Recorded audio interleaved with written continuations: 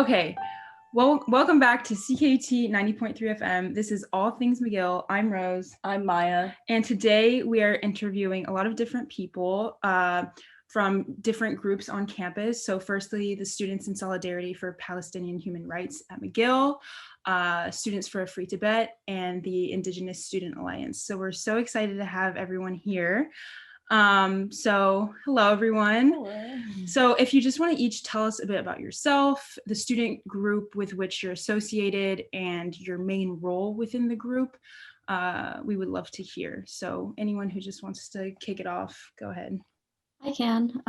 Katie, Indiana. Hi, my name is Katie. I am a citizen of the Chickasaw Nation of Oklahoma, but I grew up on Miami territory in Indiana. I am a general member of the ISA, but I have been involved in various capacities for my whole university career. I've been the co-chair in the past, as well as the VP Communications and the VP Events. Yeah, that's just a bit about me, but about the ISA. The ISA is a community organization that's based on, providing support as well as lobbying for Indigenous students to McGill. Awesome. Thank you so much for being here. Andreas, if you want to introduce yourself. Sure, yeah, my name is Andreas. I go by he, him. I'm a former coordinator for Students in Solidarity for Palestinian Human Rights at McGill. I used to study political science until I graduated last year. So SPHR is a non-hierarchical student organization that advocates to uphold the rights of the Palestinian people in the face of settler colonialism, apartheid, genocide, and all forms of racism, discrimination, misinformation, and misrepresentation. Yeah, so I was quite active over the past like 2 to 3 years, and I've still kind of stayed somewhat involved with SPHR even after graduation. Amazing, thank you. Okay, Rebecca. Hi, everyone. My name is Rebecca. My pronouns are she, her, and I am the VP External for Students for a Free Tibet McGill. SFT is a international grassroots organization that works in solidarity with Tibetans inside Tibet in their pursuits of basic freedoms and human rights. And yeah, I'm glad to be here today. Thank you for being here. Yeah, thank you so much. So another question we have for you is that your three groups work together a lot. And so how did this common relationship and solidarity arise between your three groups? And what is in common that you view between your three groups that made the Solidarity Coalition necessary? And can you explain the Solidarity Coalition to our listeners, please? Yeah, so basically the Divest for Human Rights Coalition is a coalition of 7 organizations which came together at the beginning of 2021 to present basically a kind of a list of companies complicit in a number of human rights abuses, settler colonial violence, genocide, both in Turtle Island and in other places around the globe. So basically the kind of the human rights abuses that are mentioned on this list, which was turned into a policy, are related to kind of the different causes that each of our groups are involved in. So the 7 members of the coalition are SPHR, ISA, SFT. There's also Students for Peace and Disarmament. McGill Stands with Hong Kong, and one more, I believe, or is that all of them? CJAM. And CJAM, Climate Justice Action McGill, and Divest McGill. So we've been basically pushing for a Divest for Human Rights policy to be passed through SMU. It was passed at a General Assembly in February, then it was passed by the SMU Legislative Council a week later. And now we're still waiting for ratification by the SMU Board of Directors, which is the kind of supreme power in the student union, and which, for all kinds of reasons, has been trying to delay the implementation of the policy. But even before the coalition existed, our groups have kind of been involved with each other. There's quite a deal of overlap in our membership. We have hosted events, we've hosted workshops. Last year we hosted a greenwashing workshop where we kind of discussed the ways that this specific type of colonialism, which kind of acts by using environmentalism to justify colonialism, is present all over the globe, and the way that these processes kind of are imported between, Palestine, Tibet, and Turtle Island.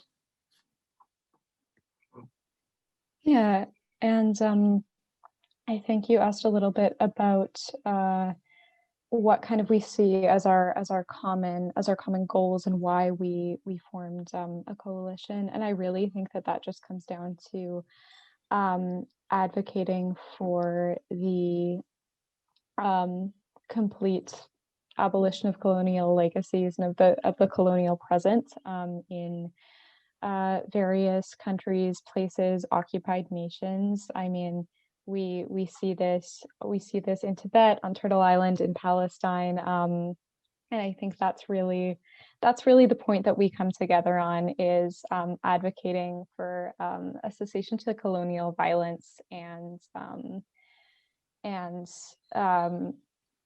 kind of new rebuilding of communities of care and solidarity, within our own community at McGill. So I know that a lot of what you folks do is like organizing events and basically bringing together this community of, just because you said that there were like a lot of the membership was widespread across the different groups. The same people are group members in all these different groups. So how did how was organizing campus activism change during a pandemic? Like, what challenges did you run into? And if you could just tell us a little bit about that, and how did the nature of your events change too? I think, like with everything else, we've kind of had to make a shift to virtual activism. So for the ISA, that meant participating in the Take James Down campaign in collaboration with the Black Students Network, which, we had to do entirely virtually through, a documentary and like a letter writing campaign instead of, what we would typically do, which is organize a protest on campus. Yeah, so I could say that for SPHR as well, like obviously there was a transition to online activism and online events that had to be made. During the Divest for Human Rights campaign, that was obviously also, I mean, all the mobilizing had to be done online. And we actually came to realize that, mobilizing hundreds of people to attend an online GA might be easy in the sense that, people can just get on a Zoom link and be at the General Assembly, but it's also, it's also very difficult to actually raise awareness about what's going on for anything kind of campus related, because you can't just casually pick up a whole bunch of people on your way to a physical GA the way that all GAs used to happen. SPHR specifically has also been in the month of May, when ethnic cleansing in the Jerusalem neighborhood of Sheikh Jarrah really got a lot of international coverage, and when the May uprising began in throughout Palestine, that was when SPHR actually did organize organize one or two protests on campus, and also collaborated very closely with off-campus Palestine activism groups, for instance, to participate in like mass demonstrations in front of the Israeli consulate in Montreal and in other places around Montreal. Thank you so much for your thorough answers. Thank you so much for everything that you do. And Maya has a question. Wait, Rebecca, do you want to go? Or I was basically just going to jump in with a lot of similar things. SFT, of course, had to transition into kind of the world of virtual organizing, and I think a huge barrier for our group right now is just everyone is so, there's this huge possibility with, oh my gosh, I can go to events all around the world, but there's also you know, people get exhausted. And so I think a huge, you know, barrier in the past year with the pandemic has just been attendance and the inability to really to really create a strong online community. So I think really what we're going to be focused on next year is community building. We had some fantastic events before the pandemic. We had a Momo night, and momos are Tibetan dumplings, and we had a PhD candidate at McGill who is Tibetan come in and teach everyone to make momos. And he used to be a monk. He's really good at making momos really quickly. So yeah, I think we're just hoping to continue to start to rebuild that community as we can do, you know, more hybrid or even in-person events in the next year. Yeah, I've definitely seen during the pandemic that even though there's a surplus of events that you can do online now, which are really wonderful and great, it's hard to like foster that sense of community when it's not something like physical. And because the pandemic was so isolating, I can see why it's really important for a community build up in these next few months, because there's definitely hope on the horizon, especially in Montreal, for maybe more physical and communal grassroots experiences. So the next question is along the same lines as what Rebecca was saying, is can you tell us any upcoming events or campaigns that you have coming up in the next year, in the next month, online or in person, whatever. Or even just like ideas that are in the works, because obviously it's hard to plan since everything is so up in the air. Exactly. Yeah. But any ideas that your groups have been thinking about, we would love to hear about, and I'm sure our audience is just as curious. Yeah, so we definitely have kind of been itching to host another collaborative workshop since, you know, we planned the first one, which was in March of 2020. So obviously that didn't ever amount to much, but that's definitely something that I think we've been looking to do alongside the Divest coalition, to kind of, beyond just lobbying for policies and writing policies, to kind of do some more educational events as well. Yeah, and so in terms of SPHR, I mean, I think SPHR would also, you know, be interested to kind of, participate in you know, in another kind of joint workshop about greenwashing, environmental colonialism. More specifically, I think for the end of summer, SPHR might be doing some more work related to raising awareness about surveillance, doxing, and blacklisting on campus. Both because of the recent revelations about a potential blacklist at McGill, and also due to kind of you know, a longer history of this kind of surveillance and canary mission at McGill and on other campuses, on other North American campuses. In terms of the Divest for Human Rights Coalition, we've also been considering the idea of perhaps a kind of mass joint action or demonstration sometime at the beginning of fall semester, which would be a great opportunity for all the groups to kind of, you know, publicly show their solidarity with each other, make demands related to divestment, to the McGill administration, and potentially also to kind of, you know, recruit new members, perhaps. Really quickly, what is the significance of this blacklist? And like just, can you just talk more about it, so that way if our listeners don't know about it specifically, I've seen things and I've read about it from links on social media and Instagram, but I would love to hear what you have to say about it specifically, if that's okay. Sure. So from what I know from kind of the SPHR members who've been working on this, essentially SPHR basically learned about the fact that that there was a student who had learned that basically their name had been placed on a list, and that which a list that was specifically to kind of monitor and kind of keep track of pro-Palestine activists at McGill.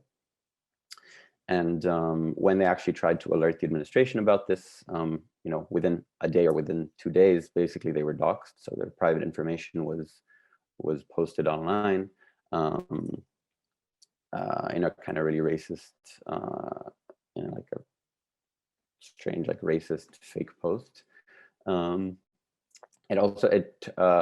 According to a number of testimonies, also there's basically a number of figures in the student government, in high positions of the student government, so on the board of directors or on the legislative council, who may have known about or made use of this list.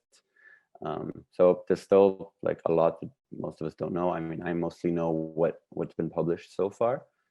So there's the SPHR Medium article, which is so far the only kind of published information about this. But so far, the SMU has actually launched an investigation, and hopefully, you know, the McGill administration will also be, you know, launching its own investigation. So SPHR has been pushing people to try and pressure McGill to do so.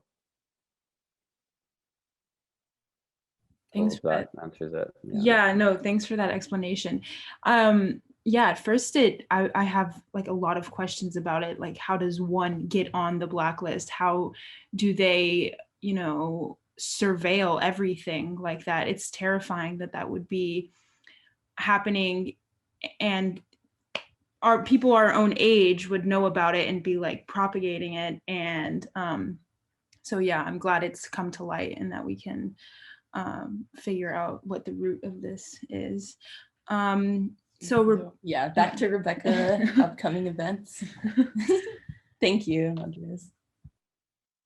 Yeah, no, I mean, I think it's also important to note that lists like this exist, you know, in the institution of McGill, but also outside. I mean, if you're organizing for Tibet, if you're organizing for East Turkestan, what's colonially known as Xinjiang, in solidarity with Uyghurs, you're going to be on a list. You know, you're going to be on a list that the Chinese consulate has made. You know, that you're going to be on a list, and it's going to be hard to enter, you know, so-called China. So I think it's really important. There was a case in Toronto where a Tibetan was elected, Chimi Lamo was elected to be the president of one of the student unions on a U of T campus, and was subject to a brutal online harassment campaign. So I think it's really important to note that this is present, and this is an exceptionally alarming issue across these communities. But anyway, I digress. In terms of SFT, I think that that Katie really got at it. We want to continue raising awareness. I think there's a lot of misunderstanding. There's a lot of different reasons that people come into movements against colonialism in China, and so I think we really want to be creating spaces where we can have those in-depth conversations in terms of environmentalism and as it intersects with human rights, as it intersects with colonialism. There is a huge issue in Tibet right now where nomadic pastoralists are being resettled, forcibly resettled from their traditional homelands on the grasslands, and being forced to move into tiny restrictive communities and completely give up their traditional lifeways. So I think that's an issue that we delved into in an event last summer in a conversation on a short story written by an incredible Tibetan author. That's another issue we want to delve into in conversations and events in the next year, and really just get people engaged on more than a superficial level with Tibetan and other anti-colonial issues. Awesome. Just to jump back to the blacklist, I think it's also important to note that it specifically targets BIPOC people, right? Like solidarity between Palestinian and Indigenous and other marginalized groups is so strong, and to make a blacklist targeting specifically pro-Palestine students is just inherently going to target marginalized and racialized students at McGill, which I guess wasn't addressed, but I think that's super important to note that it's a racist action as well as like a colonial action. Yeah, that's very interesting. Thank you so much for everything you had to say about that. And I think our audience will be especially interested in what you had to say about the blacklist and its colonial racialized ties. So thank you for that. And if there's anything that you suggest for any listeners or viewers who are interested in getting involved with your groups, like where should they go to get involved? Is there any advice you have to offer? Any person they should email? Because I'm sure, I mean, I know for myself, I'd be really interested in joining these groups. So if you could maybe provide those resources for our audience, that would be amazing. Yeah, definitely. So the ISA is on social media. We have an Instagram account as well as a Facebook page. And you can just shoot the Facebook page a message about, attending meetings. We have weekly meetings typically. So yeah, send a message and you'll be added to all of our groups. Yeah, so for SPHR, it's kind of the same. We have SPHR has a Facebook and Instagram account. So I think the best way to reach SPHR would be with a message to the SPHR Facebook page about getting involved. Yeah, it's pretty much the same thing with SFT McGill. We're on Facebook at McGill Students for Free Tibet, and we're on Instagram at SFT McGill. Shoot our Facebook page a message. Like Students for Free Tibet Canada, because they post actively if you want to learn more about the issue. And yeah, hope to see your listeners in the next year. Yeah, definitely. And thank you so much for talking to us today. And just so you know, our radio show, I mean, we'll be here for the next year having this radio show. So anytime your group needs to get something out, especially when events start being a little bit more regular in person, definitely reach out and we will be more than happy to have you on the show, or you could just take over the show for however many times or whatever, because it's honestly, it's here for groups like y'all's to have as a resource. Exactly. So yeah, it's just our community radio show. Exactly. So it's really for everyone else. Okay, well, thank you so much. If you guys have anything else to say, go ahead. But we just really wanted to say thank you for being here. Thank you for having us. Cool. Cool. Awesome. Thanks.